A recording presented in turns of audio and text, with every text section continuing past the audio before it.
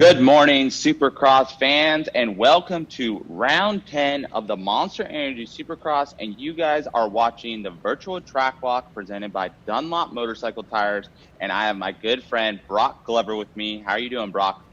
Very good. And how are you doing, Tyler? Well, I'm glad that we're back inside AT&T Stadium, and this dirt is absolutely amazing. And we're coming on a little sideways start and a very unique start here at round 10, up and over this bowl corner, right where this Suzuki Tough blocks into this first rhythm section. Yeah, it's a little bit of a shorter start sideways in the stadium, and then hits this first corner. It's almost going to feel off camber to the riders when they jump into that first corner. Yeah, no, the first corner is going to be a thing to watch in heat races and main events, because the very inside has about a 6-foot steep drop off right into this first rhythm section. And this first single is fairly lower than a normal single that you would see on a Supercross track. And then into this tight, rhythm section, they were going on and off in this table and then tripling up and then singling into that Dunlop 90-degree corner that we're seeing off in the distance. But this track is going to get rutted up. It's soft. How do you think these guys are going to navigate through this track? Well, it was interesting. The dirt was interesting in the press day yesterday, where it had some crumbly sections in the entrance to the corners, but then as soon as the riders really loaded the motorcycles, got back on the throttle, then it rutted up a little bit. But the dirt has been in there another 24 hours. Dirtworks crew always does phenomenal with knowing their dirt. They're certainly dirtologists, and they know how to water when they need to. And from what we can see now, it looks like they did a great job of watering and prepping. And we'll see how it breaks down during the race. But we got 3 rounds coming up in here, so they'll get it right. Yeah, no, absolutely. And I think this dirt that we're having here in the stadium right now is probably one of the best dirts we're going to see all season, or that we have seen all season. And I think it's going to be a testament to some really good racing tonight. The riders are going to be able to go everywhere on the track, and they're going to need to go everywhere on this track, just because this track's going to get rutted up. It's going to get chewed up with those Dunlop back tires. And you know better than anybody is when lines start getting chewed up and it's starting to become slower, you got to change it up, and they're going to have to do that tonight. Yeah, some of the riders, they'll try to, maybe what we call go off rhythm in the rhythm sections, where if the faces of the jumps get rutted up on their favorite combo, maybe they switch it up a little bit just for, I guess I don't want to call it security, but consistency lap after lap. They're going to go 26, 27 laps or more in the main event. So you got to make sure you can do those obstacles each lap without worrying about cross-running or something as we enter into this little bit of a dragon's back section here. Yeah, no, when I was walking the track this morning, this dragon's back, it's always an interesting obstacle putting in a Supercross track, especially with soft dirt. But as we come over the top of this thing, you'll see how short of a distance it is to that next single. And I don't think they're going to be tripling off this dragon's back, because it's going to set you up awkwardly coming into that next corner. So these riders are going to have to, try to launch off from that second or third whoop on that dragon's back to make sure they miss that top one, to keep that momentum. So they're going through this rhythm section with speed, and, this qualifying time is going to be really important for really good gate pick on that sideways start here tonight. Yeah, it's going to be interesting to see which fastest qualifying time, if it comes from an earlier session, or is it going to come from the final session when the track's a little bit more chewed up. But usually that third session, track work, the Dirtworks crew works the track a little bit and fixes some of the ruts so the guys can lay out a pretty fast time early on in the last final session. But it's, the track's going to be fun. It's technical. And it's not real, I wouldn't really call it a fast track. It's pretty tight, so we're going to see how that works out in whose favor here. I mean, obviously, Ken Roxon's a real technical rider, but Cooper Webb seems to have some momentum on his side right now, and there's it's going to be fun tonight.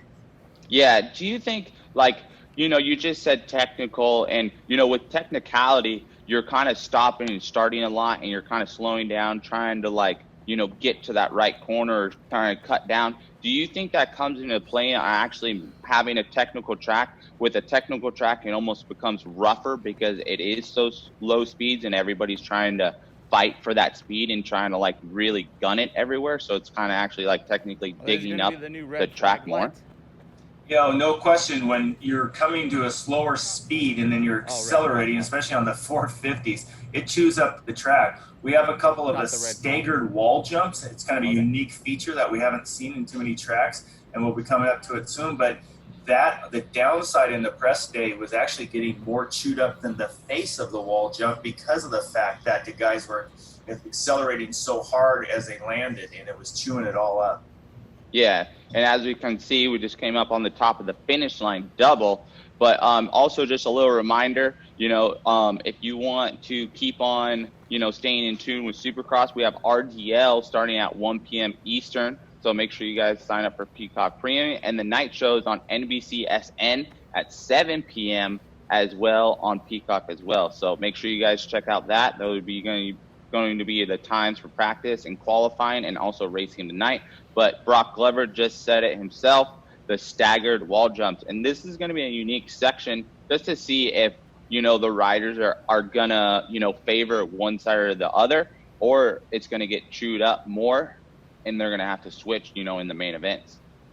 Yeah, the lane on the right, if I'm guessing, might be a little tiny bit faster, but we'll have to see, because when you launch off that low jump right into this wall jump, you don't have to worry about off and on. You're already kind of launching in the air. When as soon as you land, you're into the face of the jump, slow down, go over it and gas it. Or the one on the left, you're going to land off that jump, but you're going to accelerate, then have to slow down and then re-accelerate. So yeah, it's interesting. In my mind, I'm feeling like the right-hand lane could be a touch faster, but it's farther. So, I don't know. We'll see. I might be completely wrong, and the inside left lane will be faster, but we'll see. Hopefully the design of it makes it as equal as possible. It's going to be fun seeing one bike going up when the other one's still down, and then vice versa as the one on the right starts accelerating away going down, the other rider will be going up. So visually it's going to be a very fun thing to watch. Yeah, no, and I can almost guarantee you if one lane is like significantly faster than the other one, Dirtworks are going to try to make them even the way they prep throughout the day. They're going to probably shave or take away something to sort of try to make it as equal as possible, because, those split lanes are, when they work out good, they're really good for racing. So, absolutely.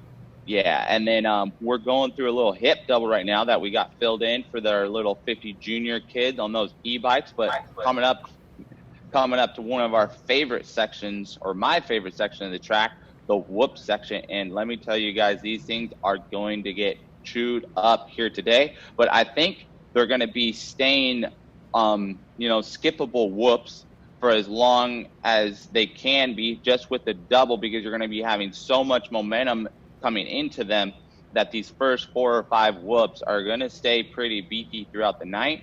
But I can almost guarantee you Cooper Webb is going to try to find a jump line through these whoops. Yeah, we always call it, you're either going to blitz the whoops or you're going to rhythm section, basically rhythm jumping. And it's fun seeing the riders adapt throughout the night as the track, and we, the tire guys, we always call them cupping out. As soon as whoops start getting real cupped out and you start seeing the guys hit the edge of the cups and it kicks them sideways and they have that, oh heck moment.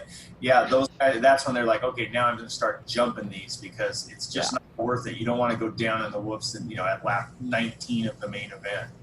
Yeah, no, absolutely. And then just elaborate a little bit more on what you're saying. So like when they get cupped out, the riders are actually taking away from the dirt, and that's going to create, a tire sized rut, you would say, and it's going to create edges and grooves, and it's almost impossible to hit that perfect line every single time, for 15 or 20 laps. So, that's why the riders, have to alternate their line choice and go to jumping. But we're coming up on our last rhythm section. And let me tell you guys, the transitions that we just went over are really tight for Supercross transitions. They're supposed to be 24 feet tip to tip on the transitions, but I think those are more like 20 feet. So that's going to be a super technical section coming right out of a whoop section.